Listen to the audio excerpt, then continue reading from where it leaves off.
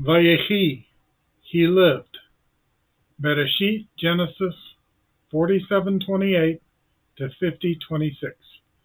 Haftarah, Melachim Alef, 1 Kings 2:1 to 12.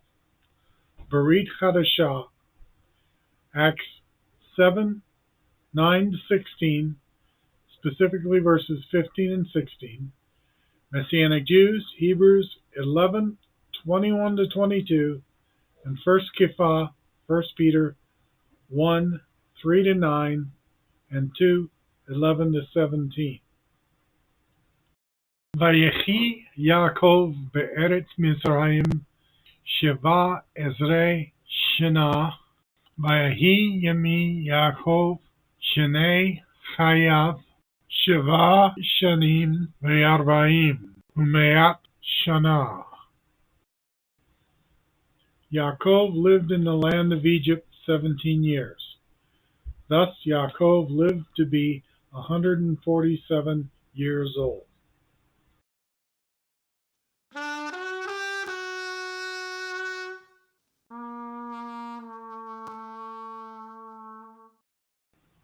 Introduction. This parsha begins with the last days of Yaakov. Before he passed on, he called Yosef and told him he did not want to be buried in Egypt, saying, "When I sleep with my fathers, you are to carry me out of Egypt and bury me where they are buried." He, Joseph, replied, "I will do as you have said." Later, when it was time for him to pass on, and Yaakov was ill, Yosef came to him bringing his sons, and Yaakov said to them, "Now your 2 sons who were born to you in the land of Egypt before I came to you in Egypt are mine. Ephraim and Manasseh will be as much mine as Reuben and Shimon are.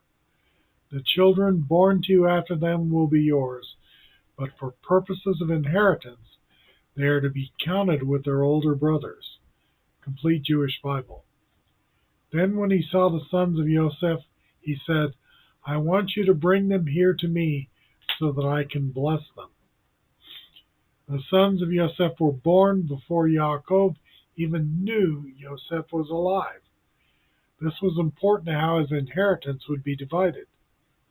When Yosef presented them to Yaakov so that the older brother Manasseh would get a larger portion, Yaakov changed the order and put his right hand on Ephraim.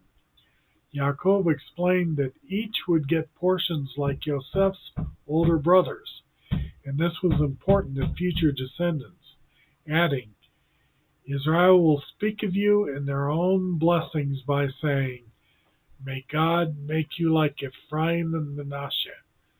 This remains true in the 21st century. Haftarah. In the Haftarah, David, on his deathbed, addresses Shlomo and, like Yaakov, passes on his blessing. But the most important part of his blessing was not inheritance, but a focus on responsibility. For the needs of all the kingdom, David advises, "I am going the way of all the earth. Therefore be strong, show yourself a man. Observe the charge of Adonai your God to go in his ways and keep his regulations, mitzvot, rulings, and instructions, in accordance with what is written in the Torah of Moshe." There was no covenant with Moshe in the time of Yaakov and Yosef, but the faith and obedience of each is carried on in the time of David as the covenant with Moshe and the Torah. In the recommended Berit Hadashah portion, we are reminded that Yosef kept his vow to Yaakov. Their bodies, the children of Yaakov, were removed to Shechem and buried in the tomb Abraham had bought from the family of Hamor in Shechem. Complete Jewish Bible. They are still there today. We are also taught by trusting Yaakov when he was dying, blessed each of Yosef's sons, leaning on his walking stick as he bowed in prayer. Complete Jewish Bible. It says in Bereshit, Genesis, then Yisrael, Yaakov, bowed down at the head of his bed.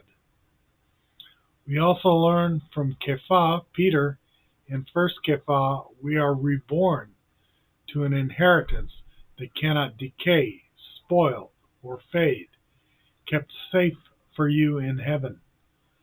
We are also reminded of the lesson of Yosef and David, be respectful to all, keep loving the brotherhood, fearing God, and honoring the emperor.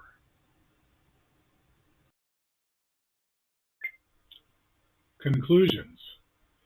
Because of the faith in Adonai that Yisrael, Yaakov, had in the revelations regarding his grandsons and the fulfillment of prophecy that is known today, Jewish fathers tell their sons today, may God make you like Ephraim and Manasseh.